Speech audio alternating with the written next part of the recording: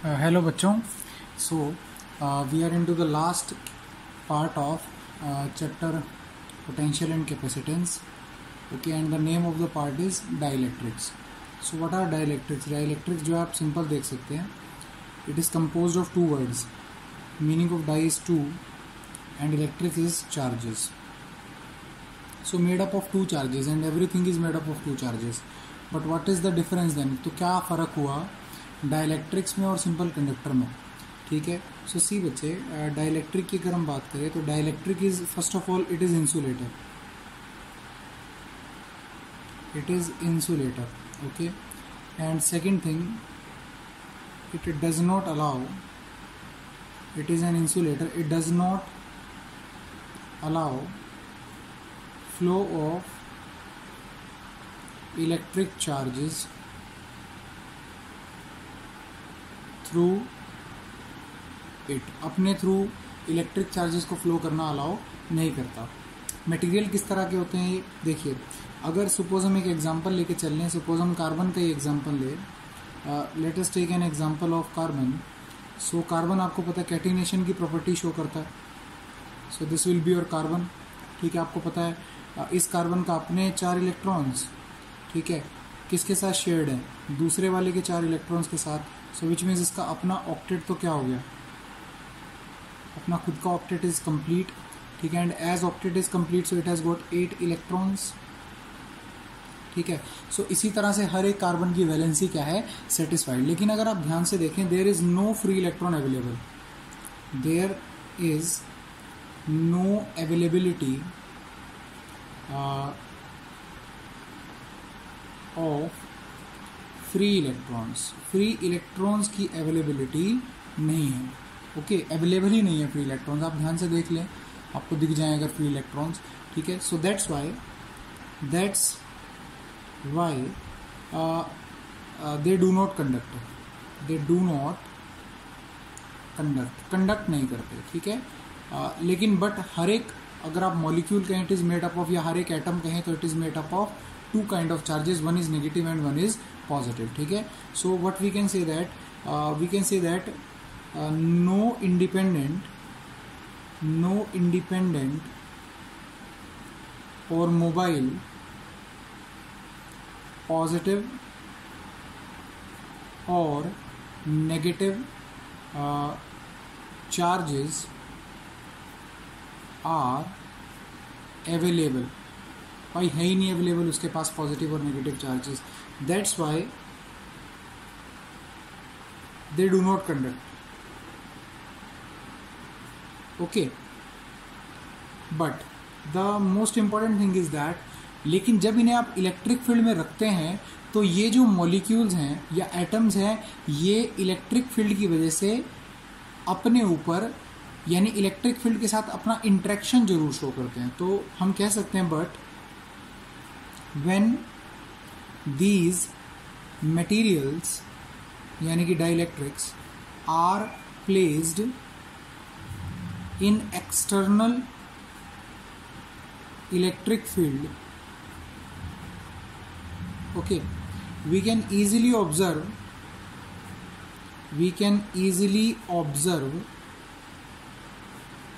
the effect of external electric field on individual atom और molecule. यानी कि every molecule, हर एक molecule या फिर atom जो है वो क्या करेगा? it will interact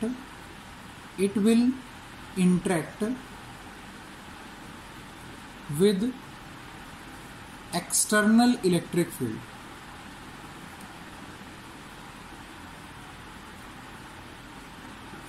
applied.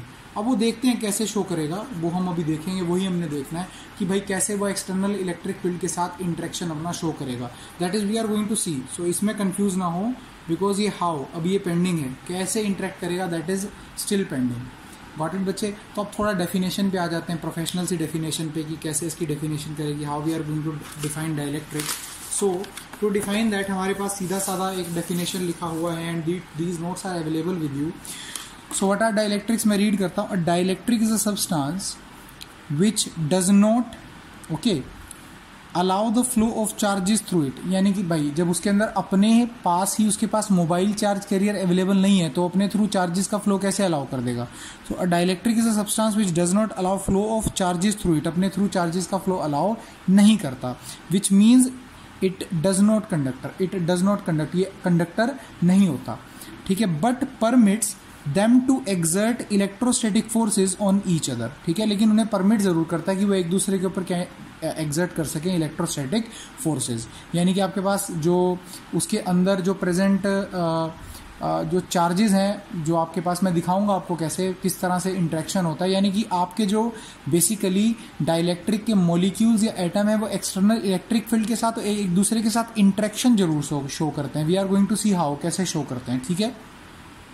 A dielectric is an insulator, which means dielectric nature में कैसा हो गया, insulating, which can be polarized. यानी कि जिसमें आप polarized का मतलब क्या है, पोल का मतलब होता है दो. ठीक है. यानी कि आप उसके अंदर दो, आप उसको पोलराइज कर सकते हैं. विच मीन्स आप उसमें चार्जेस का सेपरेशन क्रिएट करके उसके अंदर आप दिखा सकते हैं कि एक पर्टिकुलर मॉलिक्यूल के एंड पे नेगेटिव पोलैरिटी अपीयर हो रही है और मॉलिक्यूल के दूसरे एंड पे नेगेटिव पोलैरिटी अपीयर हो रही है. यानी आप इसे पोलराइज कर सकते हैं. आप इसके अंदर पोल्स डिवाइड कर सकते हैं किस किस के, पॉजिटिव और नेगेटिव चार्ज के.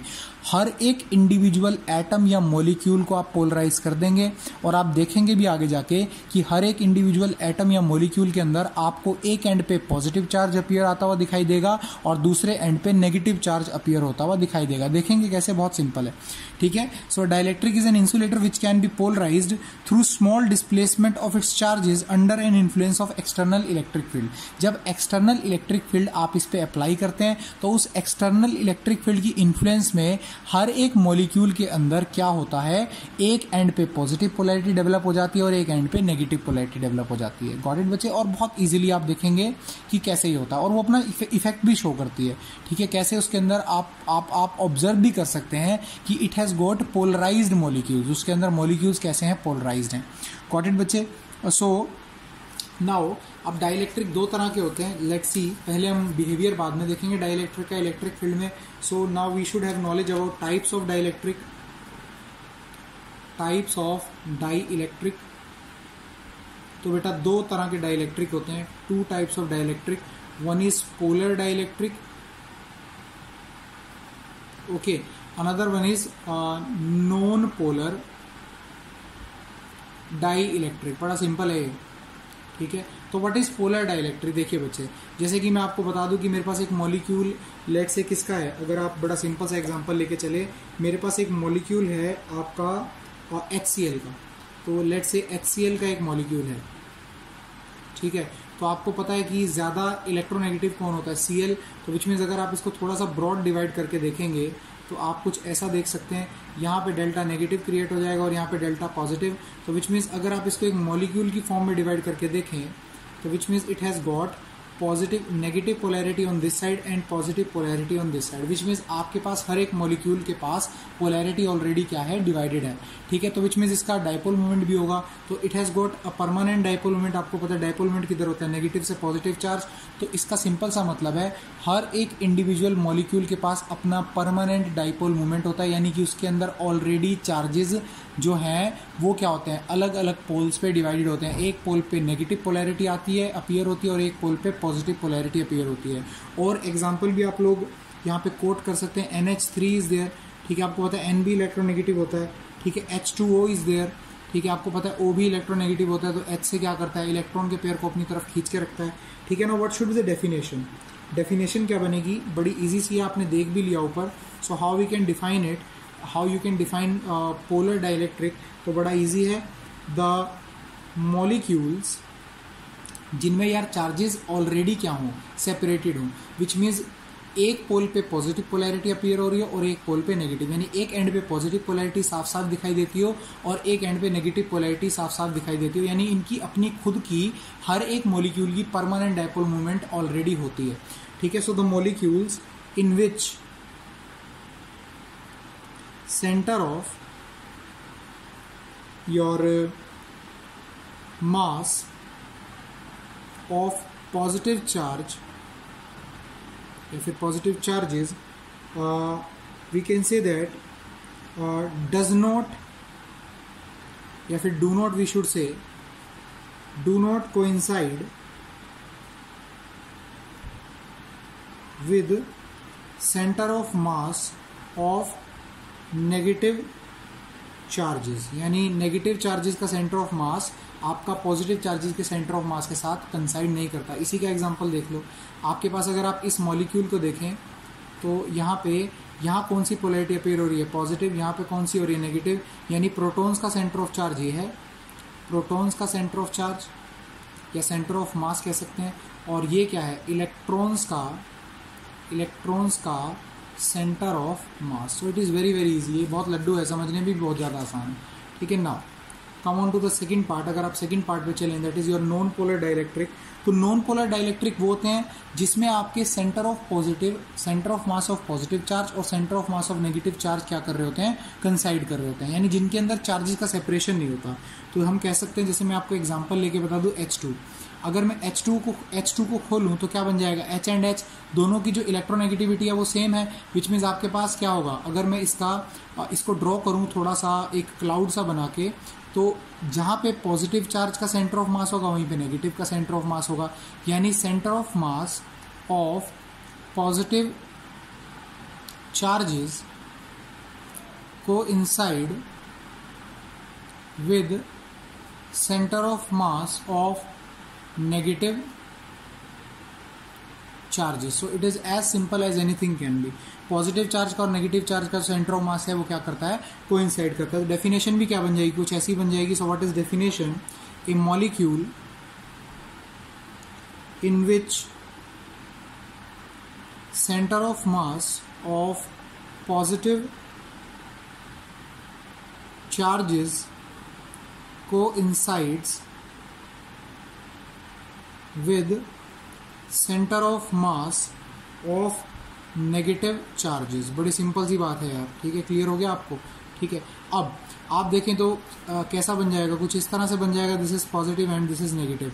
तो यानी कि यहाँ पे पॉजिटिव और नेगेटिव के बीच में कोई सेपरेशन नहीं है, no separation between positive and negative charges.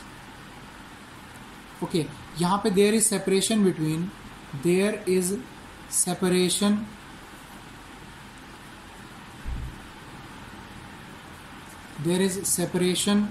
between positive and negative charges. Okay, तो विच मीन्स यहाँ पे अगर आपसे कोई पूछे पोलर डाई इलेक्ट्रिक्स में it has well defined P, यानी कि P should be not equal to 0। What is P, याद करो, भूली कहानी। P क्या होती है, आपकी डाइपोल मूवमेंट, ठीक है। एंड यहाँ पे दोनों कंसाइड कर रहे हैं, तो डाइपोल मूवमेंट कितना हो जाएगा, नॉन पोलर मॉलिक्यूल्स में या डाइलेक्ट्रिक्स में अगर बात करें, आपके पास डाइपोल मूवमेंट कितना हो जाएगा हर एक इंडिविजुअल मॉलिक्यूल का, इट इज इक्वल टू 0। सो यहाँ से की पॉइंट आपका क्या निकल के आता है, यहाँ से बड़ी इंपॉर्टेंट चीज निकल के आती है, नोट बना के आप लिख सकते हैं, every individual molecule or atom has its own dipole moment, यानी कि हर एक नहीं, हम कहें हाँ, has its own dipole moment. हर एक इंडिविजुअल आपके पास एटम या मॉलिक्यूल का इंडिविजुअल डाइपोल मोमेंट होता है। यहाँ पे क्या आएगा, एवरी इंडिविजुअल मॉलिक्यूल और atom does not have dipole moment because charges के बीच का सेपरेशन ही कितना होता है, 0 होता है। ये बड़ा की पॉइंट है, दिस इज की point and you should remember it. सारी कहानी का निचोड़ यही है कि आपके पास जिन डाइलेक्ट्रिक्स में हर एक एटम या मॉलिक्यूल के पास अपना डाइपोल मोमेंट हो, वो वाले डाइलेक्ट्रिक्स कौन से होते हैं, पोलर डाइलेक्ट्रिक्स और जिनमें इंडिविजुअल एटम या मॉलिक्यूल के पास अपना डाइपोल मोमेंट ना हो, वो वाले कौन से आपके पास होते हैं? They are called as non polar dielectrics. What it बच्चे, it is very very easy, it is too much easy. ठीक है, just hold on.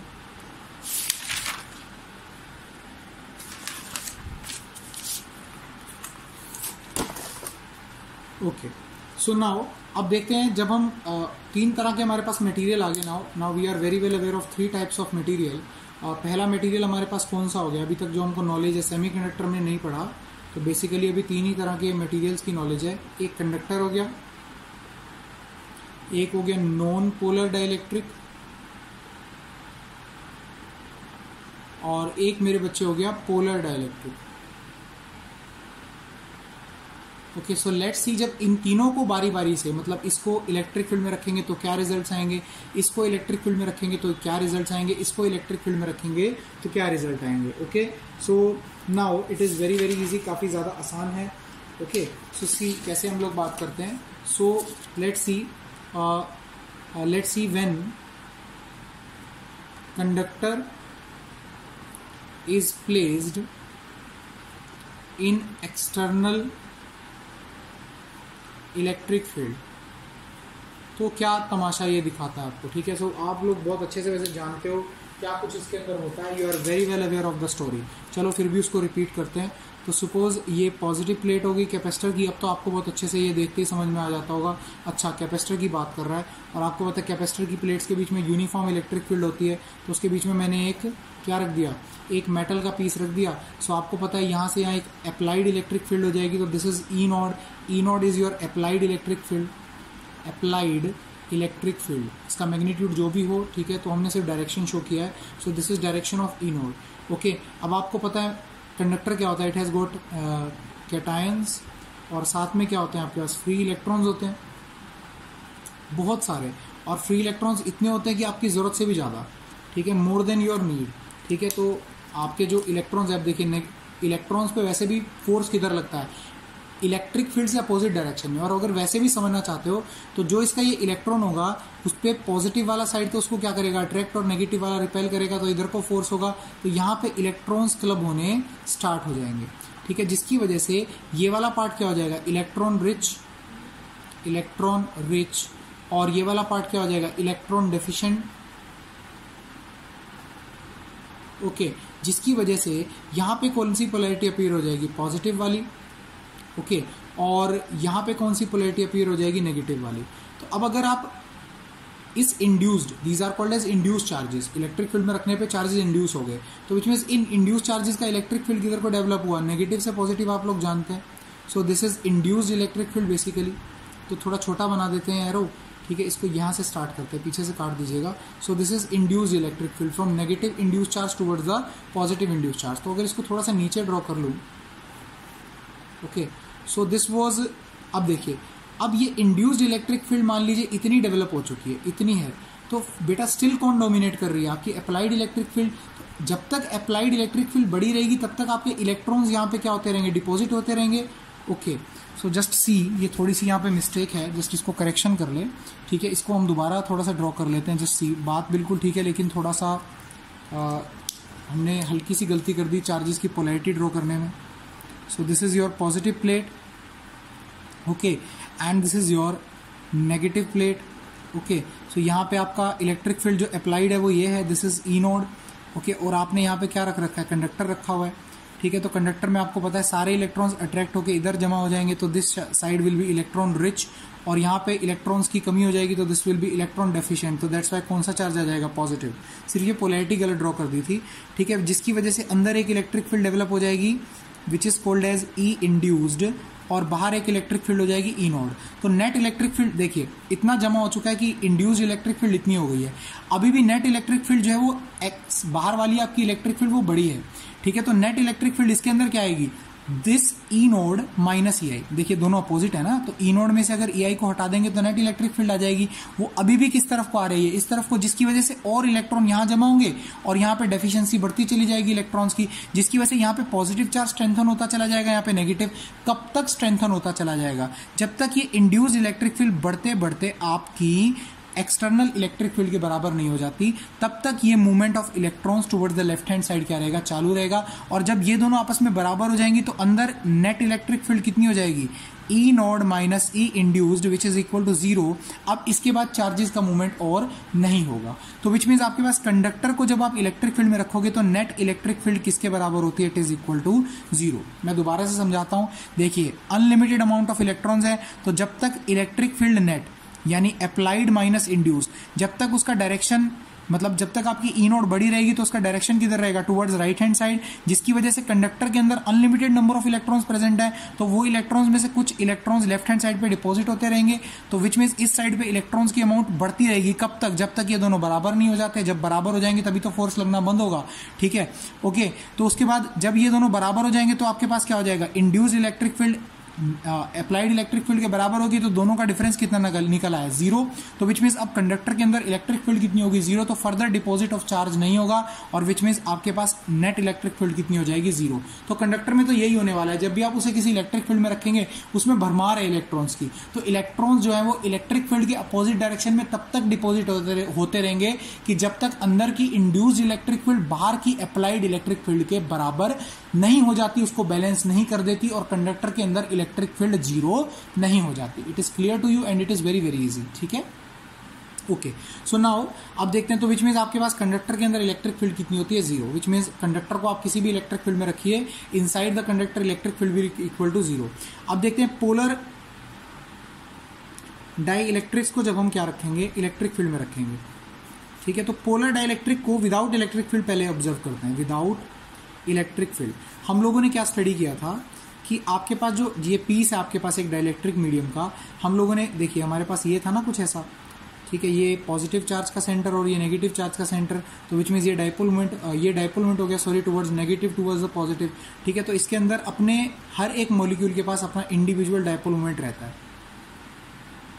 Okay. So like this each and every molecule has its own dipole moment, okay, so like this it is,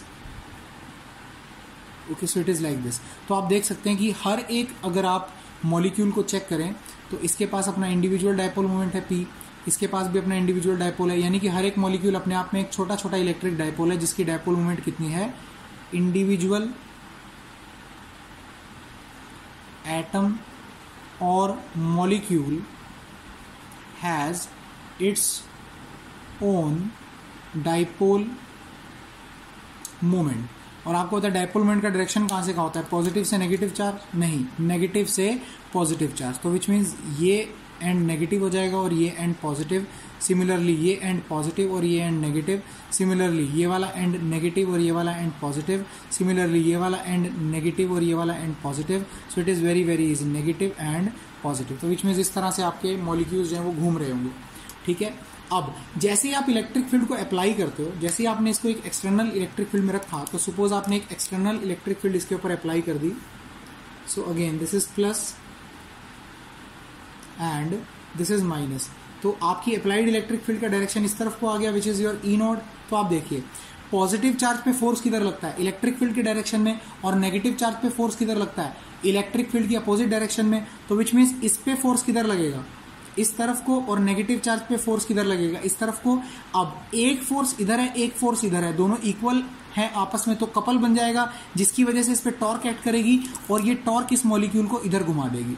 similarly इस पे भी हम लोग charges बना देते हैं, यहाँ पे नेगेटिव और यहाँ पे पॉजिटिव। तो दोबारा से देखिए, जब ये वाला मॉलिक्यूल इस इलेक्ट्रिक फील्ड के साथ इंटरेक्ट करेगा तो इस मॉलिक्यूल के पॉजिटिव वाले पोर्शन पे तो इलेक्ट्रिक फील्ड के डायरेक्शन में फोर्स लग जाएगा, और नेगेटिव वाले पोर्शन पे इलेक्ट्रिक फील्ड की अपोजिट में फोर्स लगेगा, तो इस पे भी इधर को टॉर्क लग जाएगा। तो सभी मॉलिक्यूल्स पे इस तरफ को, यानी कि क्लॉकवाइज आपका टॉर्क लगेगा, और क्लॉकवाइज टॉर्क लगने की वजह से आपके सारे के सारे मॉलिक्यूल्स घूम के कुछ किस तरह से अरेंज हो जाएंगे, मैं आपको ड्रॉ करके दिखाता हूं। सो suppose this is positive, and बेटा आपने यहाँ पे क्या अप्लाई कर रखा है, दिस इज योर, ये प्लेट्स की वजह से इलेक्ट्रिक फील्ड जनरेट हो रखी है from positive towards the negative, okay, and ये आपके पास कुछ इस तरह से हो गया, ओके। सो आपके सभी डाइपोल्स कुछ किस तरह से हो जाएंगे, इलेक्ट्रिक फील्ड में रखे होने की वजह से दे विल बी रफली aligned in the direction of electric field के डायरेक्शन में खुद को क्या कर लेंगे, अलाइन कर लेंगे। It is very very simple. सभी पे टॉर्क लगा तो सबने खुद को रफली इलेक्ट्रिक फील्ड के डायरेक्शन में क्या कर लिया, अलाइन कर लिया। Okay, so it is very very easy. Clear हुआ बेटा आपको कि नहीं हुआ? So in this way they use to align themselves in the direction of electric field. अब आप थोड़ा सा इसको अंदर से देखिए, इट इज़ वेरी इजी। तो फिर से इनकी पोलैरिटी ज़रा ड्रॉ कर लेते हैं। ये वाला चार्ज कौन सा है, नेगेटिव, नेगेटिव, ये नेगेटिव, ये नेगेटिव, ये नेगेटिव, ये पॉजिटिव हो गया, ये पॉजिटिव हो गया, ये पॉजिटिव हो गया, ये पॉजिटिव हो गया, ये पॉजिटिव हो गया, ये फिर से negative, negative, negative at the tail, negative at the tail, negative at the tail, again positive at the head, positive, positive, positive, positive, ये फिर से negative at the tail, negative at the tail, negative at the tail, this is negative, this is negative, again ये क्या हो जाएगा, positive, इस वाले head पे पॉजिटिव, ये पॉजिटिव, ये पॉजिटिव, ये पॉजिटिव, डाइपोल हमने ड्रॉ कर दिए। अब आप इसमें थोड़ी इंटरेस्टिंग बात देखिए, which is very very interesting. आप देखिए ये वाली हेड और ये वाला टेल इतने पास हैं कि इन दोनों चार्जेस का कॉम्बिनेशन एक दूसरे को न्यूट्रलाइज कर देता है, सो दे कैंसल्स आउट। ओके, इसी तरह से ये दोनों भी एक दूसरे को क्या कर देते हैं, ये जो अगला वाला हेड और टेल आपको दिखाई दे रहा है, they also cancels out. Okay, तो डाइपोल के अंदर जो भी चार्जेस आपको अपीयर होते हुए दिखाई दे रहे थे, उसमें अंदर वाले जो डाइपोल्स के एंड हैं, हेड और टेल एक दूसरे के साथ रफली मीट करेंगे और एक दूसरे को क्या कर देंगे, अप्रॉक्सीमेटली न्यूट्रलाइज। सिर्फ क्या बचेगा, अगर आप ध्यान से देख रहे हैं तो आपके इस वाले फेस पे कौन सा चार्ज बच गया, you have negative polarity, and इस वाले फेस पे अनकैंसल्ड या फिर जो कैंसिल नहीं हुआ वो वाला पॉजिटिव पोलैरिटी बच गया। यानी अगर मैं इस स्लैब को, इस डाइलेक्ट्रिक स्लैब को एक बार दोबारा रिकंस्ट्रक्ट करूं तो इसका अगर आप व्यू देखना चाहें तो वो कुछ कैसा बनेगा, so it will be somewhere like this. देखिए कुछ कैसा होगा, कुछ ऐसा होगा। So this is again your positive, okay, this is again your negative बेटा, okay, and this is your dielectric slab, okay.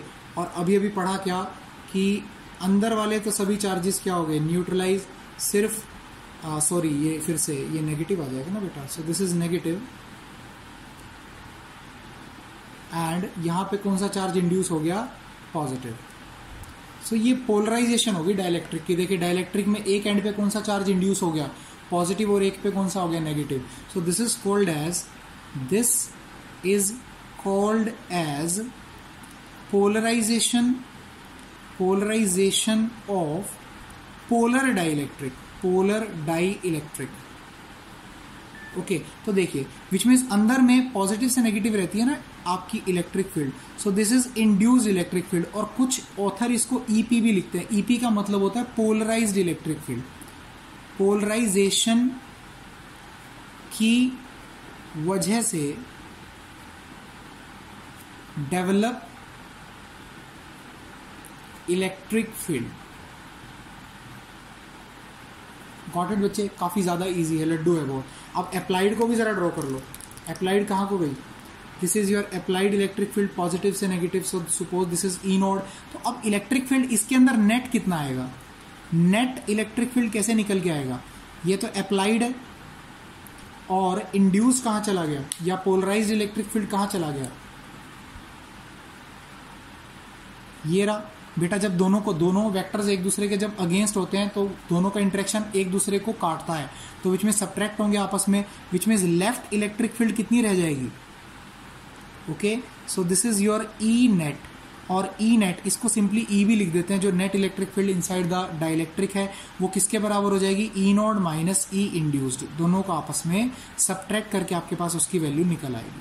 So what is the electric field inside the dielectric, it is equal to E naught minus E induced is the value. So it is very very easy भाई, बहुत ज्यादा आसान है। Clear हुआ आपको कि नहीं हुआ? तो विच मीन्स डाइलेक्ट्रिक। अब मुद्दे की बात क्या हुई, what is the topic to be discussed, note बना के जिसको हम लिख सकते हैं, hence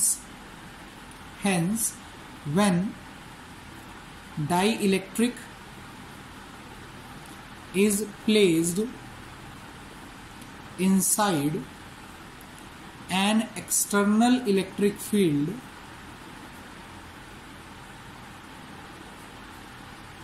okay, the electric field inside the dielectric reduces,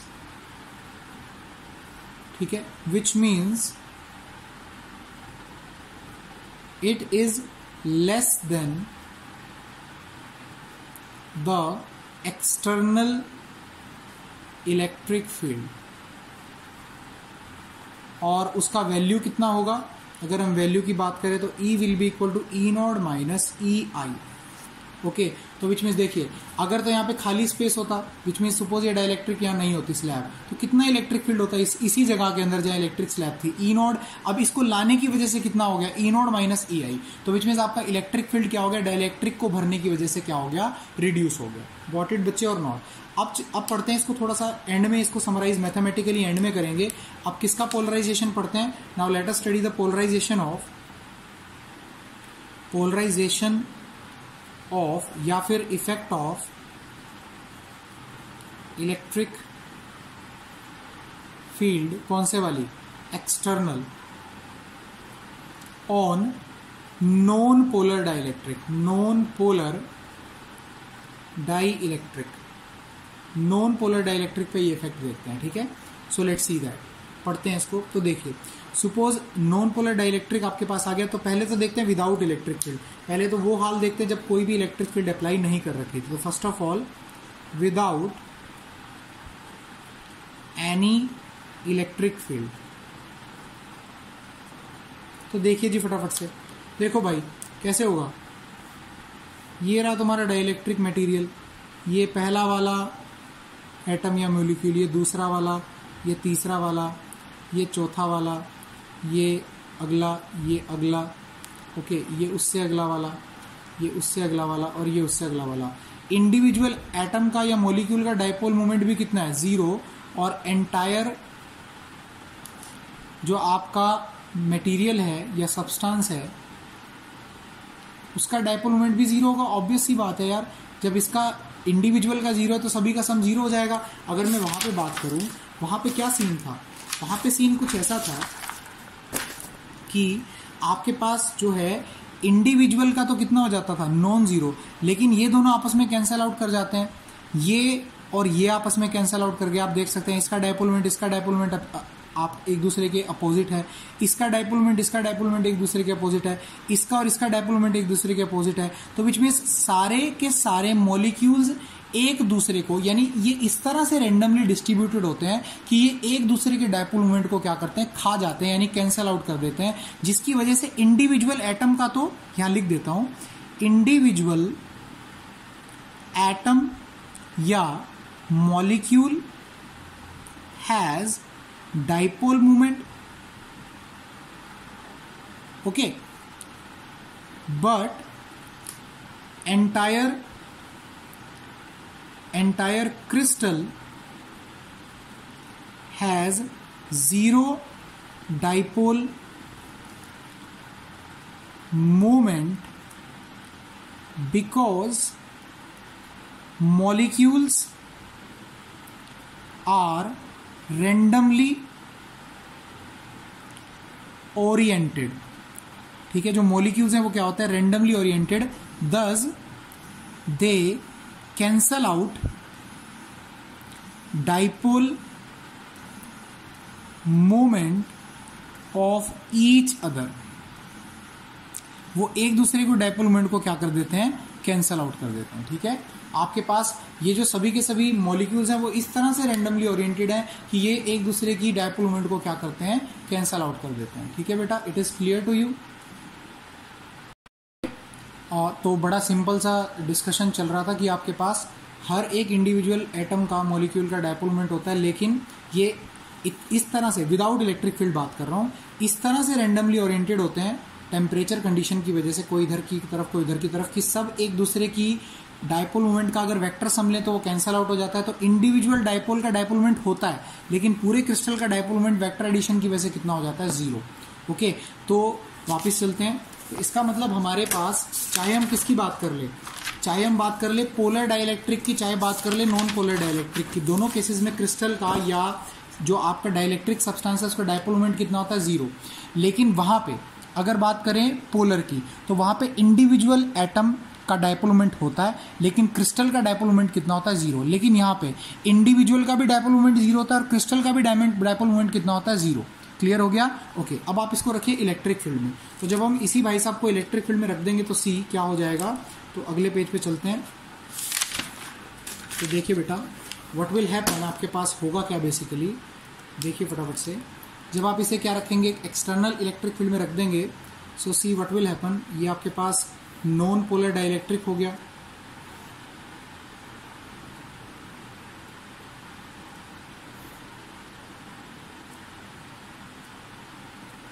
okay, सो अब देखिए ये आपके पास वो एटम था, positive negative positive negative positive negative, सिर्फ एक को ही देख लेते हैं, बाद में पूरा स्ट्रक्चर बना लेंगे। तो देखिए आपको पता है पॉजिटिव पे किधर को फोर्स लगता है, इलेक्ट्रिक फील्ड की डायरेक्शन में, तो ये इधर को खींचेगा।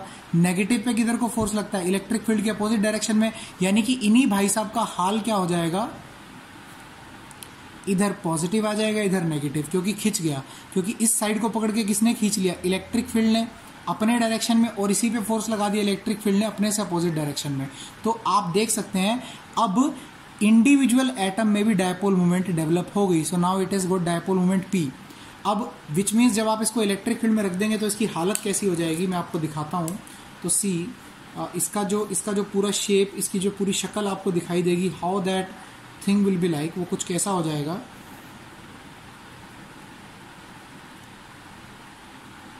ओके, सो सी ये हो गया पहला वाला डाइपोल, पॉजिटिव नेगेटिव।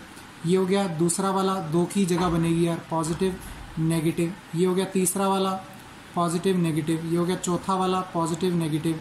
ये पांचवा वाला, पॉजिटिव नेगेटिव। ये सिक्स्थ वाला, पॉजिटिव नेगेटिव। ये सेवंथ वाला, पॉजिटिव नेगेटिव। ये एट्थ वाला, पॉजिटिव नेगेटिव। ओके, एक और चीज़ ज़रा ध्यान से देख लीजिए, अब हर एक के अंदर अपना इंडिविजुअल डायपोल मोमेंट पैदा हो चुका है, negative to positive, negative to positive, और वो एक ही डायरेक्शन में अलाइंड है, ये भी अच्छी बात है। तो विच मीन्स पूरे क्रिस्टल का भी डायपोल मोमेंट हो जाएगा। ये जो क्रिस्टल आपके जिसके ये पार्ट हैं, तो उसका भी डायपोल मोमेंट हो जाएगा। ये आपके पास नॉन पोलर डाइलेक्ट्रिक क्रिस्टल है, non polar dielectric crystal या सब्सटेंस या क्रिस्टल। गॉट इट बच्चे? तो देखिए अब फिर से वही बात करते हैं, ये पॉजिटिव नेगेटिव तो एक दूसरे को कैंसल आउट कर देगा, बड़ी सिंपल सी बात है यार। सो कैंसल्स आउट, यानी इंटरनल तो सारे एक दूसरे को खा जाएंगे, पेपर में खा जाएंगे मत लिखना, पेपर में लिखना कैंसल्स आउट, ठीक है। सो विच मीन्स इसकी शक्ल कुछ कैसी हो जाएगी, सिर्फ मैं एंड वाले ड्रॉ करता हूँ, यहाँ नेगेटिव इंड्यूस हो जाएंगे और वहाँ पे पॉजिटिव इंड्यूस हो जाएंगे, ठीक है। और ये आपकी कौन सी इलेक्ट्रिक फील्ड थी, this was your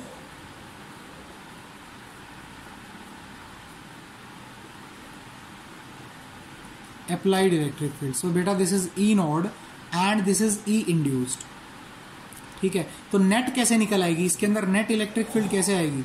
so E net की वैल्यू फिर से कितनी हो जाएगी, E naught minus E induce. So it is very very easy, दोनों का आपस में से घटा दीजिए, you will get net electric field, ठीक है। तो नेट कैसे आ जाएगी, इसको इसमें से उड़ा दीजिए, तो this will be your net electric field. कितना, ई नोड में से ई आई को क्या कर दिया, हटा दिया, तो दिस इज ई। क्लियर हुआ कि नहीं हुआ। तो विच मीन्स जैसे उसमें आता था ई नोड माइनस ई इंड्यूस, जैसे इसमें आया। पोलराइजेशन के बाद दोनों एक जैसे दिखते हैं, ठीक है, लेकिन पोलराइजेशन के पहले दोनों की शक्ल क्या होती है, एग्जैक्टली अपोजिट होती है, ठीक है। क्लियर हुआ कि नहीं हुआ। तो आगे चलिए फटाफट से, अब थोड़ा मैथमेटिकल टर्म्स हमें इसमें इंट्रोड्यूस करनी पड़ती हैं। सो रिड्यूस्ड इलेक्ट्रिक फील्ड के बारे में आपको पता चल गया। सो नाउ थोड़ा सा क्वांटिटेटिवली इसको देख लेते हैं, लेट्स सी। दोनों अब इलेक्ट्रिक फील्ड में रखने के बाद दोनों एक भाई भाई हैं, एक जैसे हैं, ठीक है। सो थोड़ा क्वांटिटेटिव एस्पेक्ट पढ़ते हैं, क्वांटिटेटिव एस्पेक्ट ऑफ पोलराइजेशन। बेटा एक नंबर के लिए अत्यधिक इंपॉर्टेंट क्वेश्चन है, इतनी बार एक नंबर का क्वेश्चन आया हुआ जिसकी कोई हद नहीं है, 1 मार्क के लिए बहुत स्ट्रॉन्ग कैंडिडेट बनता है यहाँ से, ठीक है। ओके, सो देखिए फटाफट से। अब पहली चीज, रिड्यूस्ड इलेक्ट्रिक फील्ड कितनी आ गई, जल्दी से बोलो। E is equal to E naught minus E induced. कुछ जगह इसको पोलराइज भी लिखते हैं, मैंने बताया था आपको, ठीक है, so it is very easy. Now second one, dielectric constant की डेफिनेशन निकलती है यहां से, डाई इलेक्ट्रिक कॉन्स्टेंट, ठीक है। What is dielectric constant? Kappa, या उसी को रिलेटिव परमिटिविटी भी बोलते हैं। किसके बराबर होता है आपको याद होगा, this is equal to E naught, यानी electric field in vacuum divided by electric field in the dielectric. तो electric field in the dielectric किसके बराबर है? E naught minus E I. So this is your dielectric constant, ठीक है। तो ये आपके पास कुछ है, ठीक है। क्लियर हुआ कि नहीं हुआ? अब अगर हम परमिटिविटी की टर्म्स में देखें, तो अगर परमिटिविटी की टर्म्स में देखें तो कापा की वैल्यू होती थी एप्सिलॉन बाय एप्सिलॉन नोड। तो एप्सिलॉन कितना आ जाता था? के एप्सिलॉन नोड। तो याद रखिए मोर इज, ये तो कांस्टेंट है, ओके। तो more is kappa, more is epsilon, that is permittivity, permittivity of dielectric. अभी आपको यहां से थोड़ा सा अंदाजा होगा कि परमिटिविटी का अर्थ क्या होता है। तो आ जाइए जरा एक बार, तो वैल्यू कितनी आ जाएगी परमिटिविटी की? कापा कितना निकल के आया? कापा की वैल्यू आई है E naught divided by E naught minus E I into epsilon naught, ठीक है। तो यहां से आपको परमिटिविटी का थोड़ा सा अंदाजा होगा कि परमिटिविटी चीज क्या होती है। देखिए, परमिटिविटी का मतलब होता है up to how much extent, बहुत इंपॉर्टेंट चीज है, up to how much extent polarisation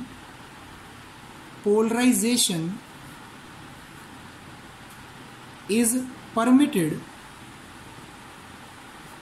by the given medium, ठीक है। तो देखिए, अगर पोलराइजेशन ज्यादा होगी, मैं बारी बारी समझाता हूं, पोलराइजेशन इज मोर, तो इसका सिंपल सा मतलब है permittivity should be more.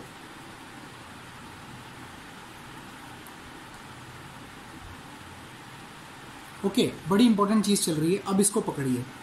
Polarisation ज्यादा होने का मतलब क्या हो गया? पोलराइजेशन होने का ज्यादा मतलब हो गया कि आपके पास एप्सिलॉन की वैल्यू कितनी थी? E naught upon E naught minus E I into epsilon naught. अब पोलराइजेशन होने का मतलब हो गया ज्यादा, ये मोर है यानी इंड्यूस्ड इलेक्ट्रिक फील्ड मोर है, मतलब ज्यादा चार्जेस सेपरेट हुए हैं। पोलराइज ज्यादा है मतलब चार्जेस को अलग ज्यादा किया गया है, यानी पोलराइजेशन ज्यादा, इसका मतलब ई इंड्यूस ज्यादा।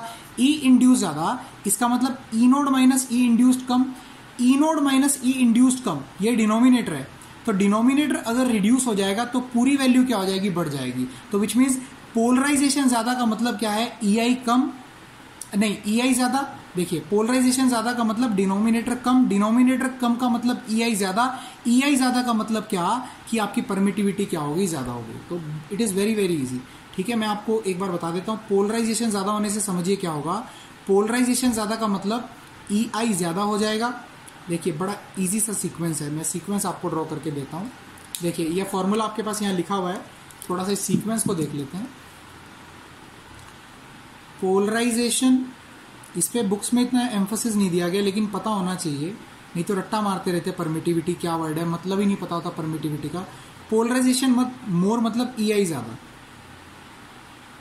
क्लियर हो गया। अब ई आई ज्यादा, इसका मतलब ई नोड माइनस ई आई कम, ठीक है। ई नोड माइनस ई आई कम, डिनोमिनेटर कम, यानी एप्सिलॉन क्या हो गया? और एप्सिलॉन ज्यादा का मतलब क्या है? परमिटिविटी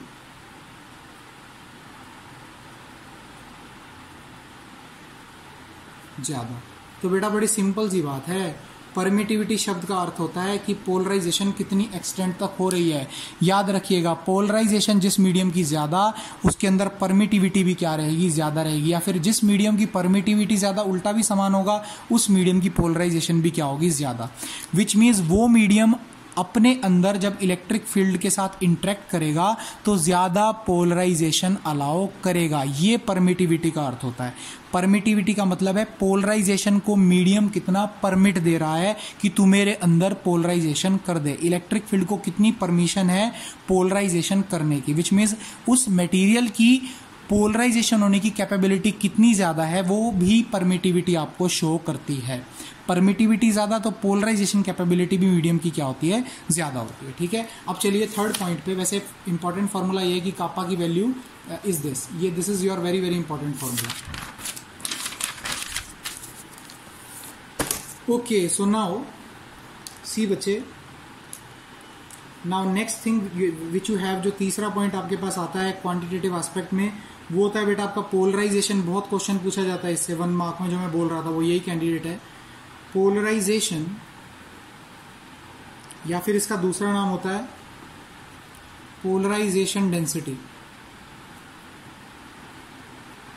बड़ा आसान है यार, देखो इसका नाम P से डिनोट करते हैं। ये किसके बराबर होती है, induced dipole moment upon volume. तो डेफिनेशन इज वेरी इजी यार, it is induced dipole moment per unit volume. It is बहुत ज्यादा इजी, टू मच इजी। ठीक है, तो देख लेते हैं भाई कितनी आएगी इंड्यूस्ड डाइपोल मोमेंट। पहले वो स्लैब को ले आओ फटाफट से। तो देखो भाई, ये कुछ ऐसी स्लैब थी, एक्चुअली ये 1D नहीं है ना, ये आपकी कैसी है, कुछ ये 3D होगी, कुछ ऐसी सी। ये जो आपने डाइलेक्ट्रिक स्लैब बीच में इंट्रोड्यूस की थी, it is somewhere like this. और इसको इलेक्ट्रिक फील्ड में प्लेट्स के बीच में रखा था, तो प्लेट्स भी कुछ ऐसी सी रही होंगी। ठीक है, यहाँ पे कौन सा चार्ज, पॉजिटिव। ओके, और दूसरी तरफ कौन सा चार्ज, नेगेटिव।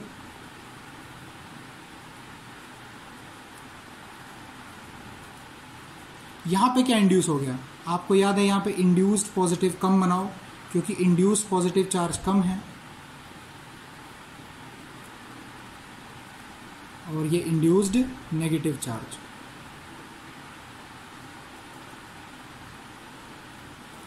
ठीक है बेटा, तो नाउ मान लीजिए इसकी विड्थ कितनी है, it is equal to D.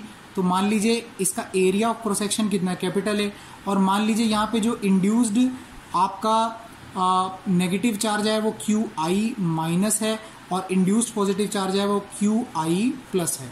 ठीक है, तो अब आप बड़ी इजीली देख सकते हैं कि आपके पास डाइपोल मोमेंट किसके बराबर हो जाएगी, इस पूरे क्रिस्टल की। आपको पता है डाइपोल मोमेंट किसके बराबर होता है, one of the charges into में सेपरेशन बिटवीन देम। तो ये डाइपोल मोमेंट आ गई, जो इंड्यूस्ड डाइपोल मोमेंट है। इंड्यूस्ड डाइपोल मोमेंट बड़ा इजी सा फॉर्मूला है। ओके, तो अब आपके पास induced dipole moment per unit volume, यही तो आपकी पोलराइजेशन है। तो कितना हो जाएगा, QI इंटू में D डिवाइडेड बाय क्या हो जाएगा, वॉल्यूम। वॉल्यूम किसके बराबर है, area of cross section into में D। ये कैंसिल हो गए तो कितना आ गया, QI बाय A आ गया। Now charge per unit area क्या होता है, सरफेस चार्ज डेंसिटी। तो sigma induced is equal to polarization. बड़ा इंपॉर्टेंट क्वेश्चन है, एग्जाम में पूछा जाता है कि what are the SI units of polarization. भाई 1 मिनट में निकाल सकते हो। ये क्या हो गया आपके पास, चार्ज पर यूनिट एरिया यानी कूलम्ब पर स्क्वायर मीटर। 1 सेकेंड में हो गया, अगर आपको ये याद है तो पोलराइजेशन किसके बराबर होती है, it is equal to induced surface charge density. ठीक है, इन द डाइलेक्ट्रिक स्लैब, जो आपने डाइलेक्ट्रिक स्लैब डाली है। बहुत ज़्यादा इजी है। ठीक है, it is very very easy. अब एक और एस्पेक्ट पे चलते हैं। सो this is also very very important. ठीक है, तो एक्सपेरिमेंटली पाया जाता है, experimentally it is found that कि पोलराइजेशन उतनी ही ज़्यादा होगी जितनी इलेक्ट्रिक फील्ड क्रिस्टल के अंदर जो आई है नेट वो ज़्यादा है। सिंपल सी बात है यार, जितना ये ज़्यादा होगा उतनी पोलराइजेशन क्या होती है, चार्जेस का अलग अलग सेपरेट हो जाना। तो जितना ज़्यादा अंदर नेट इलेक्ट्रिक फील्ड आएगा उतनी ज़्यादा क्या होगी, पोलराइजेशन होगी। ऐसा एक्सपेरिमेंटली पाया जाता है। ठीक है, ओके। और जब ये कॉन्स्टेंट हटा दिया जाता है तो यहाँ पे 2 आपके पास कॉन्स्टेंट ऑफ प्रोपोर्शनलिटी आते हैं, जो ये होते हैं। This is called as electric susceptibility, spelling check कर लेता हूँ, SUSCEPTIBILITY, भाई लॉटरी लग गई मेरी, ठीक है। So absolutely correct, electric susceptibility, and ये आपको पता ही है, this is permittivity of free space.